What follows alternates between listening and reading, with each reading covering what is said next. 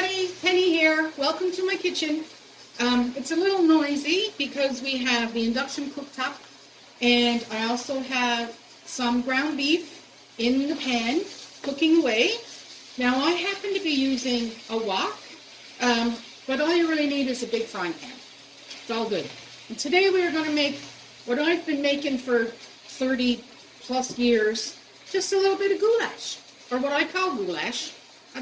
I wouldn't imagine it's really an authentic goulash, but it's what we do. So I have a nice large package of ground beef. You could use ground pork, ground turkey, whatever you like. And I also have, this is a chopper that I got from Pampered Chef, and it works really, really well at, you press and twist and you cut up the ground beef, or shred the chicken, or whatever the case may be. So we're just going to do that for a minute, because this is really stringy, and I don't want stringy roast beef. I want little pieces of roast beef. So, there we go. Just takes a minute, and there goes my spoon. Barry. He left the kitchen.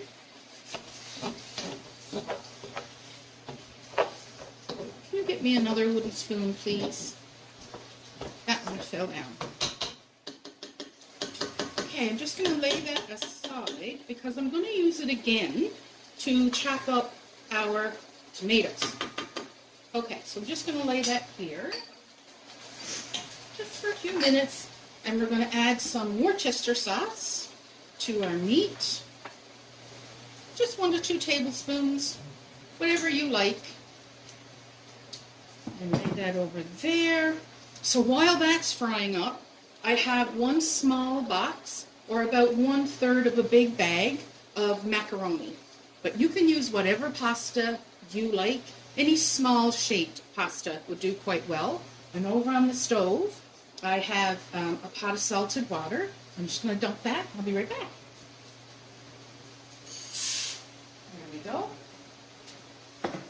Now, Barry, if you wouldn't mind putting the timer on for about 8 minutes. So this is a really forgiving recipe, because really whatever you have in the house is what you add to it. So I normally always have some frozen green peas. So I have about a cup of frozen green peas. They're still a little frozen, but that's okay. They'll defrost. And then, of course, an onion. I have a small onion here. I've got another one that I'm going to chop up because they were very small. So one nice size onion. And then 1 or 2 stalks of celery. I already have some celery chopped up there.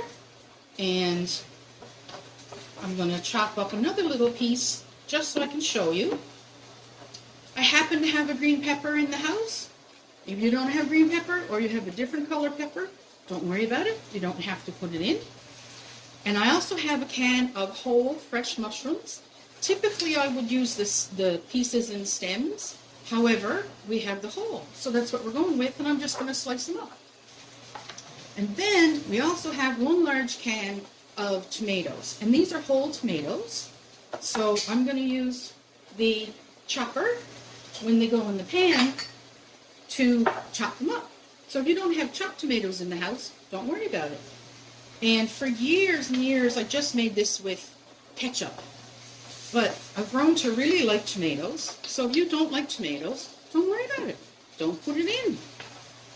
You can always use ketchup. Okay, so this is medium ground beef.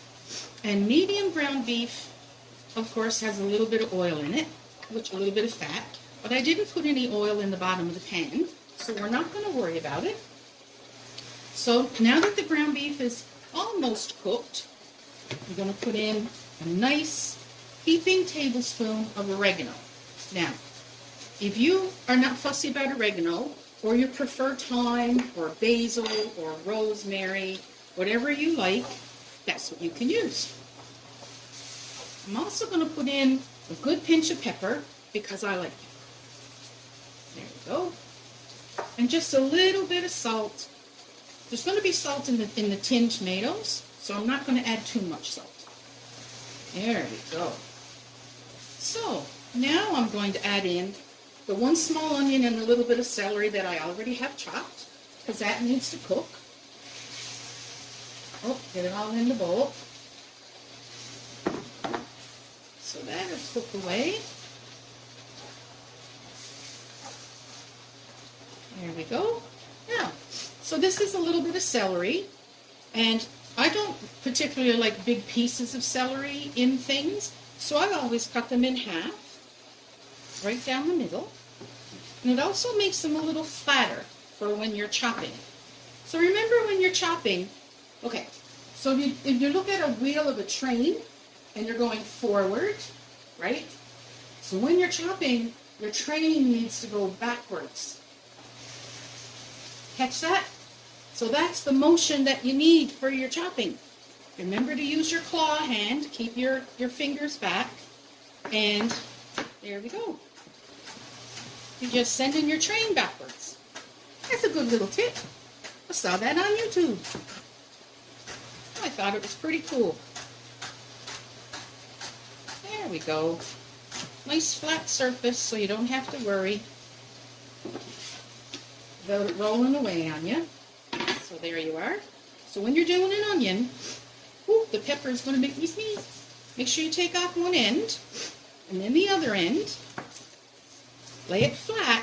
Okay, lay it flat on the flat end, and then you're going to cut it in half. Then you're going to take off the outside layer, the outside skin.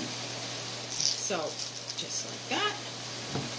We're going to lay that aside. And the outside layer. Sometimes that's a whole layer of onion because it doesn't look very nice, or it's a bit rubbery, and that's okay.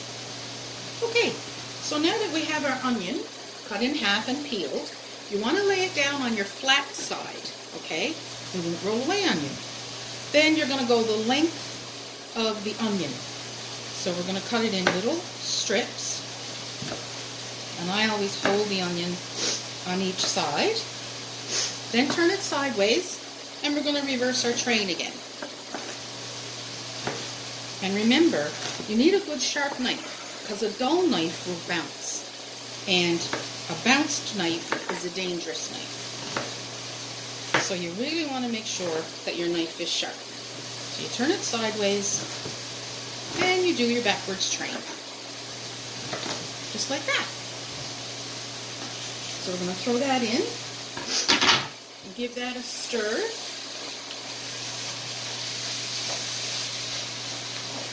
There we go. Want to see? There you go. Yes, the machine doesn't like it when I take the pan off the heat, but that's okay. Okay, so now, because I have some green pepper, we're going to put some green pepper in.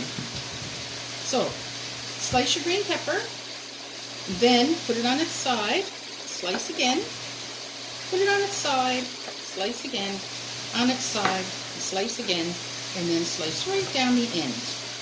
There we go. Now I'm not going to put all this green pepper in. I'm only going to put in half. So take out the little bits that's in the middle. But if you really like peppers, you can put in as much or as many as you want. Now we're going to, again, your reverse train. We're going to cut it in slices. Now, I'm going to show you another little trick. When you're cutting peppers, if you put them on their side, like that, instead of laying them flat, they're easier to cut. Okay? And again, you do your reverse train. Ta-da!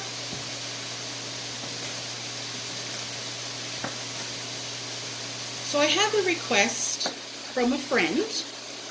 His name is Jim. Hi, Jim. To do corn fritters. So not the next video, but the video after, because I've never made corn fritters, so I have to investigate it and practice it before I do it. So not the next video, but the following video, we're going to have southern fried corn fritters. I've already been looking at some YouTube videos and reading some recipes, and they sound really, really good. So that'll be 2 weeks from now. So we're just going to give that a little stir. Let that fry up. There we go. If you like corn, you could throw a can of corn in here. Frozen corn. If you like, let's see, what other vegetables could we put in here? I'm drawing a blank. But you know what? Spinach would be nice in here. If you like chopped spinach, put it in at the very, very end. If you have fresh mushrooms, they would add so much flavor. If you have fresh mushrooms, these are just canned mushrooms, but that's okay. They're good in a pinch. And, chopped zucchini would also be really nice in here. I like zucchini in almost anything. I like it in cake. I like it in muffins. I like it in, like grilled on its own. I like it in stir fries. I like it raw in salads instead of a cucumber. I really like zucchini. All right, so our mushrooms are all chopped up. We'll throw those in. Give it another little stir. And you know what? If all you want is 2 cans of mushrooms and an onion, you're good to go. If you have some garlic, you can chop that up, throw that in. Even if you had a little bit of ginger, you could throw that in too. That would be good. All right. So, before I put the green peas in, I'm going to add the tomatoes. And the reason for that is because these are whole tomatoes, and I don't want to break up my peas when I'm chopping up the tomatoes. So, put the liquid in first, and then we'll just do the tomatoes.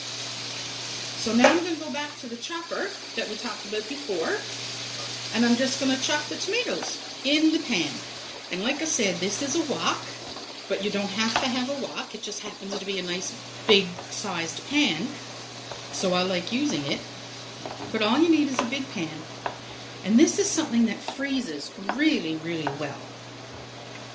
There we go. How are we doing on the pasta there, Barry? Okay, you want to strain it? Okay, so our tomatoes are all chopped up. Now we can throw in our frozen peas, and they will cook in the juices. Now the pasta's cooked, but it's slightly underdone because it will also absorb some of the liquid that's in the pan. So we're just going to let this fry up for a few minutes more, and when we come back, I'm going to add the pasta and we'll finish it off. Okay? Hi everybody, back again. So we stirred in the pasta, and it soaked up a little bit of that juice that was in the bottom of the pan. So we're just going to turn that off. Now, if you're not using tomatoes and your family really likes ketchup, now you would add a pile of ketchup. But I don't like a pile of ketchup on mine, so we're just going to add a little bit. Okay? And this is, had the bottle upside down. So there we go. Just a little bit of ketchup. So we're going to stir that in. And I'm sure Barry and Caitlin will add more ketchup to their bowls. And that's okay. There we go. Look at that. Now, for an added little bit of flavor, we're going to sprinkle on some Parmesan cheese. But if you don't have it, you don't need it. And if you have mozzarella cheese, go with that. If you have cheddar cheese, go with that. Add more ketchup. And more ketchup, Barry says. So there you go. There's my goulash. I hope you give it a go. Make it your own. Bye.